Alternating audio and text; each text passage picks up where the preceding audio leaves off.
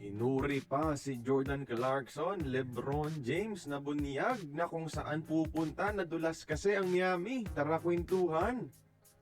Sa dami ng naghihintay sa desisyon 3.0 ni LeBron James mga idol, nagulantang ang buong mundo ng malik ng Miami Heat social media team ang di umanong desisyon ni LeBron James. Nakaschedule upload kasi ang Heat sa July 27 sa YouTube nila na may title na LeBron James Introductory Press Conference. Ibig sabihin, parang nakapag-agree na nga si LeBron sa deal sa Miami. Pero dinelet din ng Heat ang scheduled video na ito after ng ilang oras. Marami nagsasabi ngayon na nadulas ang Heat at binunyag na kagad na mapupunta sa Miami si LeBron James mga idol. Pero depensa naman ng Heat social media team, pagkakamali nila iyong scheduled video na iyon at walang katotohanan daw. Well, sino ba naman ang aamin? Especially ngayon na atat na kakahintay ang buong NBA world. At kung walang problema, bakit dinilit kaagad, di ba?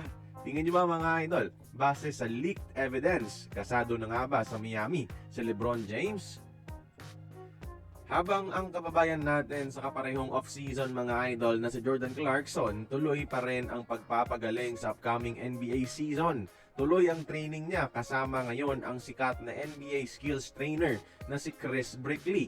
At tinawag pa nga siya ng sikat na si Brickley na isa sa mga toughest shot makers sa buong NBA. Or in simple terms, isa sa mga best scorers si JC sa mga mahihirap na tira sa buong NBA.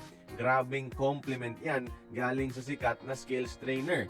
Biruin mo mga idol, marami ng mga all-stars ang nag-training under sa kanya at si JC pa ang pinuri niya ng ganyan.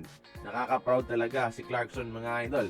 Tiwala na lang galing sa coach ang kulang. Kaya kayo, like this video if agree na agree kayo sa sinabi ni Chris Brickley mga idol.